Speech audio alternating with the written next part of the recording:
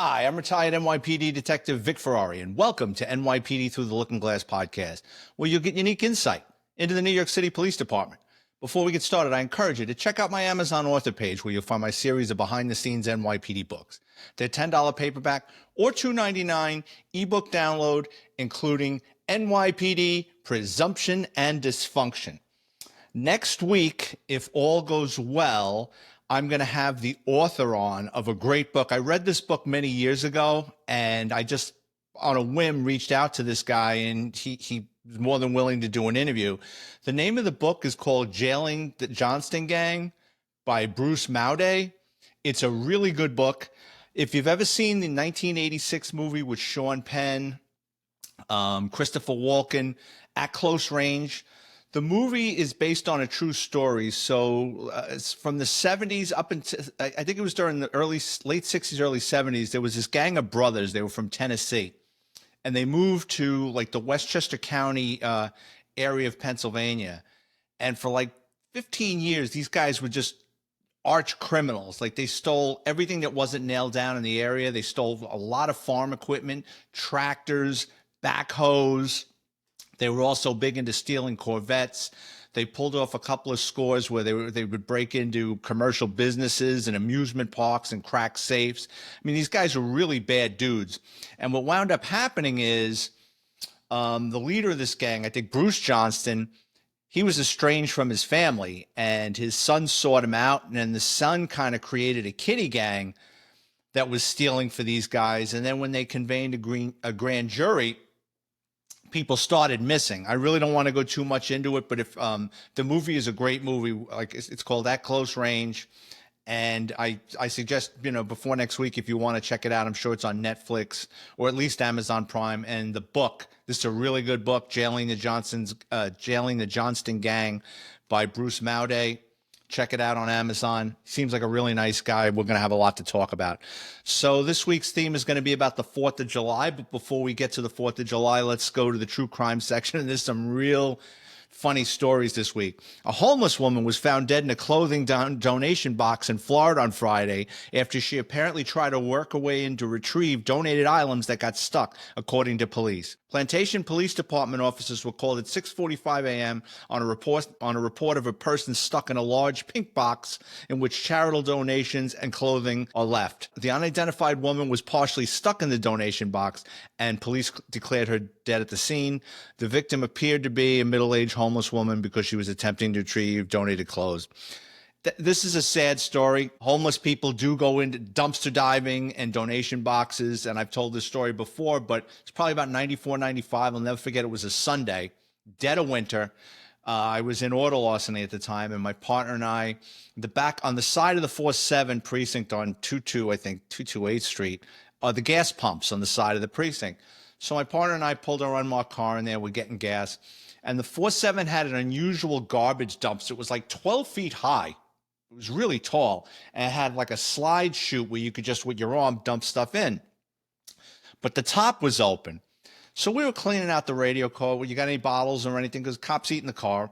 Just as a goof, I was throwing the bottles just to see if I could do it. I was throwing the glass Pepsi bottles. Had a terrible diet back then.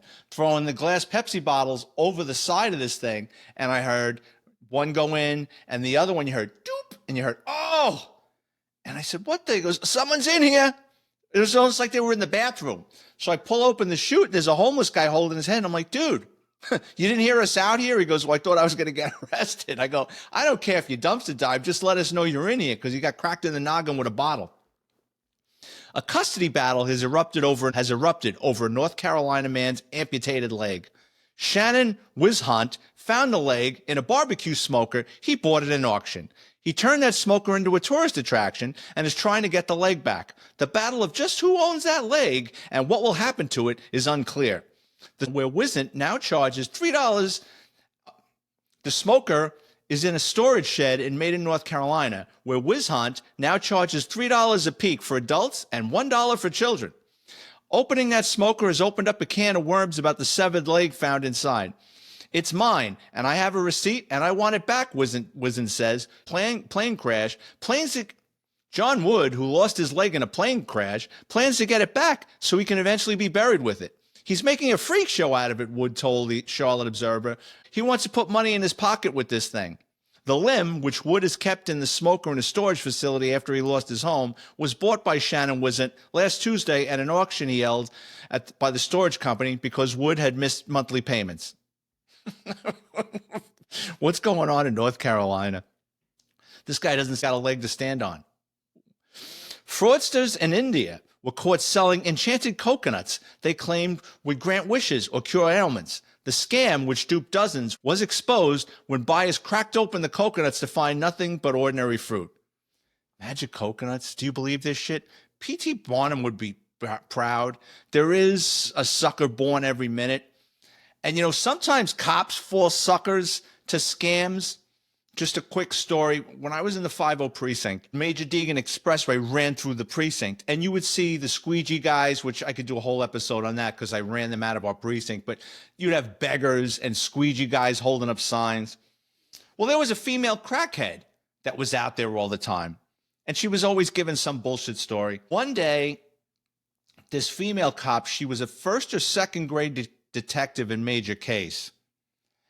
And she used to come to the precinct every day. I don't know if she had a Category 1 or a Category 2 car. And I'm going to get this wrong, but a Category 1 car is you get to take the car home. It's an unmarked car.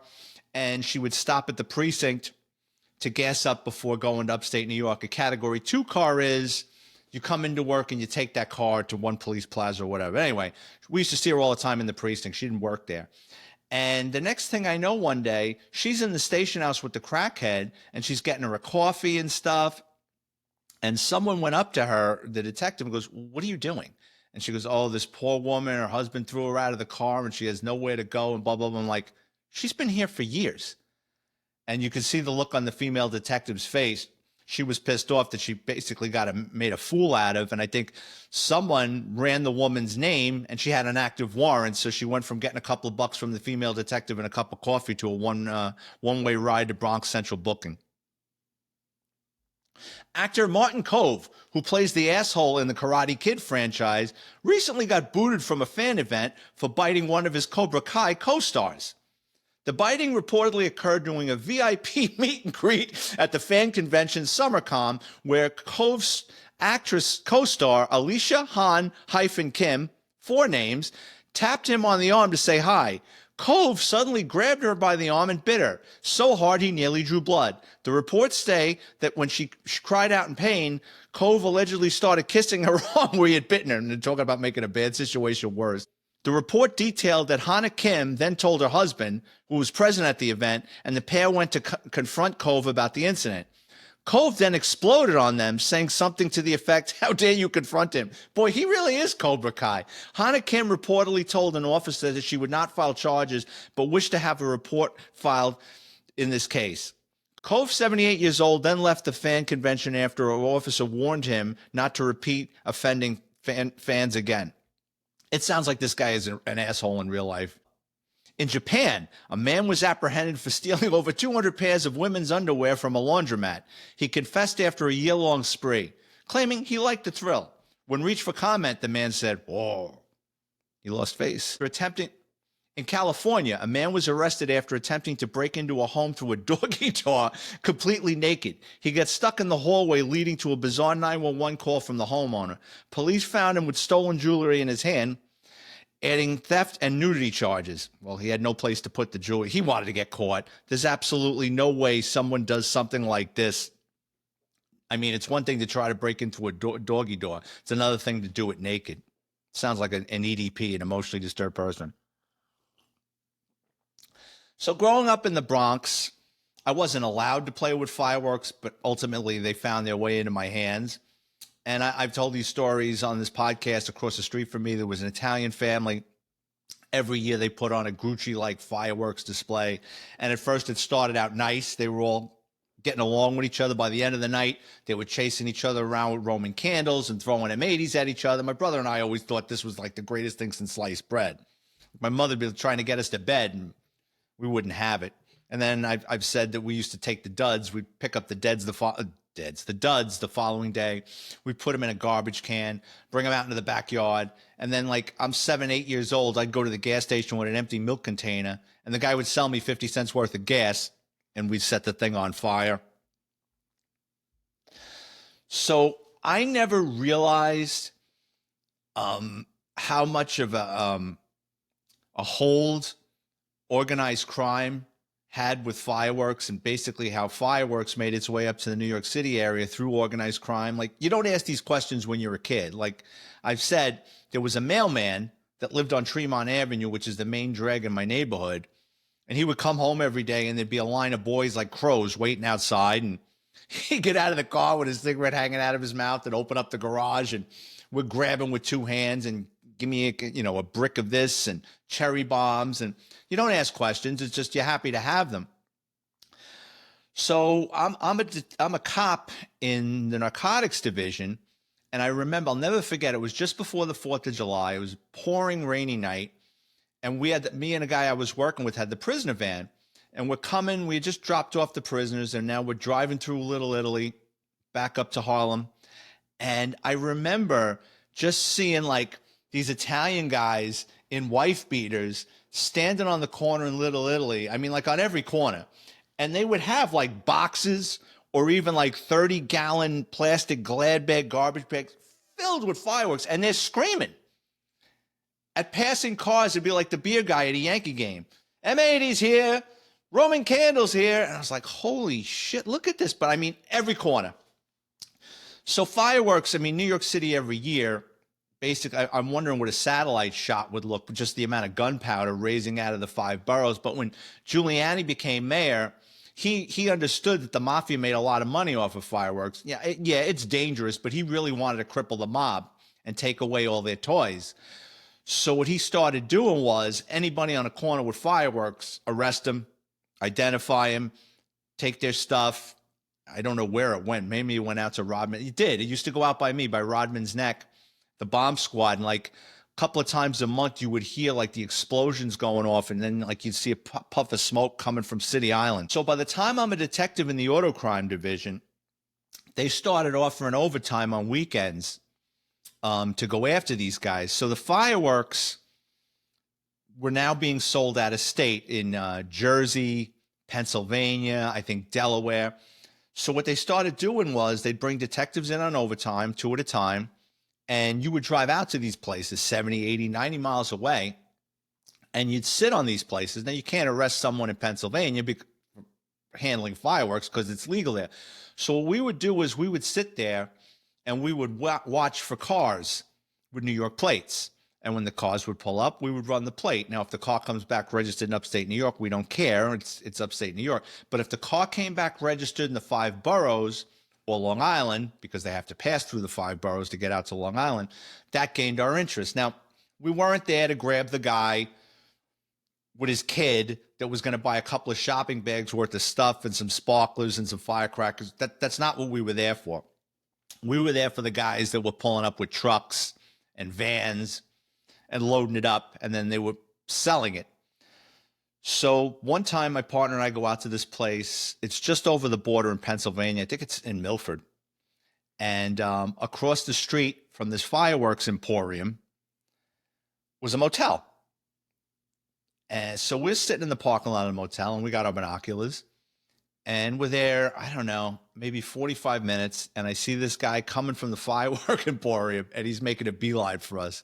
And I looked at my partner. I go, he's here for us, and he's pissed. Guy comes over to the car. I know who you are. You guys are the NYPD. You're breaking my balls. You're locking up my customers. I says, what do you want me to tell you? He goes, I want you to get the hell out of here. I says, do you own the motel? And he goes, no, but I know the owner. I said, tell you what, when the owner tells me I have to leave, then I'll leave. Otherwise, get the hell out of here. He goes ballistic, starts cursing us, pulls out his cell phone, and he's now making calls. First, he calls the guy. He don't pick up. He's calling the guy's wife. She don't pick up. He's calling the kid. Like, he's really working that phone to get this guy on the phone to get us out of there. So this is going on for about 10 minutes while we're there. I think it was a minivan pulls up, and you got these 2 weightlifting guys, right? They get out, and I could see with the binoculars, they opened up the side door of this minivan. They had taken the seats out, and they must have called ahead because the guy came out with a pallet, and then they got the pallet, and they're loading just tons of shit in this minivan, right? So I run the plate, and it comes back to Long Island. So perfect. He's got to pass through the 5 boroughs. In the meantime, this guy finally gets the owner of the motel on the phone, and he's like, there's 2 fucking cops here, and they're not leaving, and they're screwing up my business. Would you please tell them to get the hell out of here, right? So my partner's like, hey, Vic, because I was in the passenger seat. He goes, Vic, they're getting to go. They're getting ready to go. I said, all right, well, let's get the hell out of here. As my partner's putting the car in drive, the guy shoves the phone in my face, like basically just shoves it in my face. Here, talk to him. I says, I don't have to talk to him. We're leaving. He goes, talk to him. And he basically shoved the phone in my hand. So I took the phone and I flicked it back out the window. And I hit the guy in the chest, and it had just rained. And it went into a puddle. He's cursing us. And we go. So we follow these guys. And I think they took the George Washington Bridge. They got on the Deegan. And we pulled them over by Yankee Stadium. And, pull these guys over, and, they were real cool about it. And then we looked inside, and the thing is packed with fireworks, and they're like, oh, come on, Bubba, is there something we can do about it? Now, I'm thinking they want to bribe us. What do you want to do about it? And then when he realized I was just too anxious that I wasn't going to take a bribe, they kept their mouth shut. So we wound up locking them up and pounding the car and taking a shitload of fireworks out to the Whitestone Pound. That same summer, there was another. I only did that detail once or twice, but there was a guy in my office. They followed 2 guys with a box truck, and they followed them. These guys took a different route, and these guys wound up going either through the Holland or the Midtown Tunnel. And as soon as they got into Manhattan, these guys from my office pulled them over, and the passenger in the car was an NYPD cop riding shotgun, who was there in case there was any problems to show him his ID card and say, no, like not knowing that they're going to get pulled over for fireworks, but in case they got pulled over for speeding or in case they got pulled over for a taillight. And he starts telling, the guys in my office, no, it's not a big deal. And like, where you coming from? Oh, we went to a party. Like, he's lying about where they were, but they saw him. They saw them up in Pennsylvania getting fireworks. So the guy in my office calls for the supervisor. My supervisor comes over and calls for the duty captain. Yada, yada, yada. They both got arrested, and I think the cop wound up losing his job for riding shotgun for transporting a shipment of fireworks across state lines. Again, it wasn't a shopping bag full of sparklers. It was a box truck, so they were making money for it, and more than likely he was getting paid. There was another guy I knew in the Bronx whose brother unfortunately passed. I think it was with a mortar. He was doing something with a mortar out in Long Island, and it killed his brother. It was terrible. So fireworks are dangerous. So if you're going to handle fireworks this weekend, please be careful. I have another story that's unrelated to fireworks or the 4th of July. I just was thinking about these the other day, and it made me so sad. I got back to the 5-0. I went to narcotics. I hated it. I came back, I think, in 94. Around that time, I think it was 93, the 3-0 precinct, you had that big scandal where cops were ripping off and shaking down drug dealers and doing all sorts of crazy shit. So after the smoke cleared from all that, the department did something nice. There were cops that worked in that precinct that weren't involved in that scandal and all, didn't do anything wrong. They let them go to different precincts just to kind of clear the air and go to different places. So there was like 3 or 4 guys that came from the 3-0 precinct that got transferred to the 5-0. Now, immediately everyone's suspicious of them because you're coming from a precinct that was in a big scandal. Cops are going to jail. They're arrested. It's in the newspaper every 15 minutes. But these 2 guys, Pete and Ray, showed up in my precinct. And I knew Ray. Ray was in my field training unit. He worked in another squad. And Ray actually was in my sister company in the police county. So I knew Ray a little bit just to talk to. And I didn't think that there was anything up with him.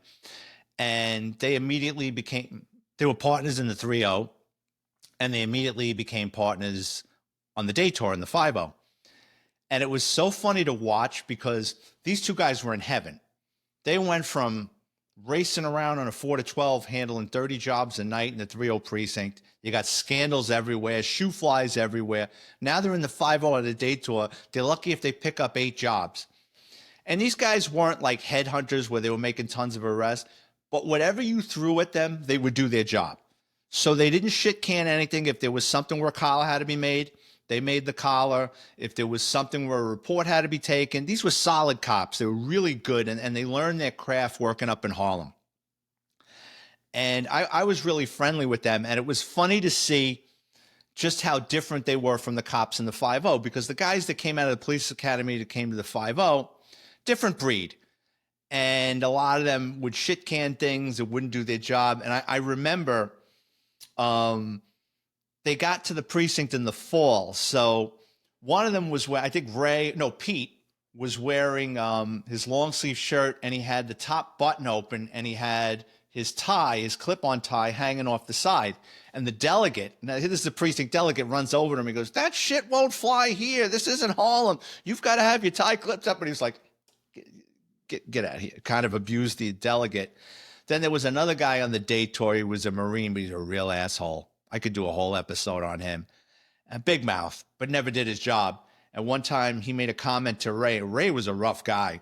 Ray was a boxer, a kickboxing guy, a health nut. Right? I mean, Ray would have tore his head off. And this guy was talking all sorts of shit to Ray, and Ray's just smiling. And I go, "Ray, there's no doubt in my mind you could kick that guy's ass." He goes, "What's the point?" So anyway, Ray eventually got promoted to sergeant, and then Ray eventually became a lieutenant. Pete had, I think, a year or 6 months on me. Pete wrote, to the best of my knowledge, Pete wrote out the rest of his career in the 5-0 precinct, and he was from Westchester County. So I would run into Pete. He was single, so I would run into Pete in the bars in Yonkers, and I would talk to him all the time. And I really got a kick out of Pete. Pete looked like Robert De Niro. He had the same mole on his face, and he would make that face. He's just a funny guy. And he retires, I retire, and then, a couple of years after retirement, Facebook pops up. So now all of a sudden, you're running into people on Facebook that you would have never have seen before, like, whatever happened to that guy. So I reach out to Pete on Facebook. He's retired. He's still living in Westchester County. And I said, "Hey, how's Ray doing?" So I forget if we text message or Pete gave me his phone number, but unfortunately, Ray, who was a health nut, Ray got into 2 shootings. I think as a lieutenant, Ray killed 2 guys up in Harlem, and then he retired. And again, he was health nut, and he was riding his bicycle in upstate New York, and he just dropped dead of a heart attack. I guess it was the Widowmaker. And it was sad because Ray was in top physical condition. He was always doing something. He was always in the gym. And I really felt bad about that.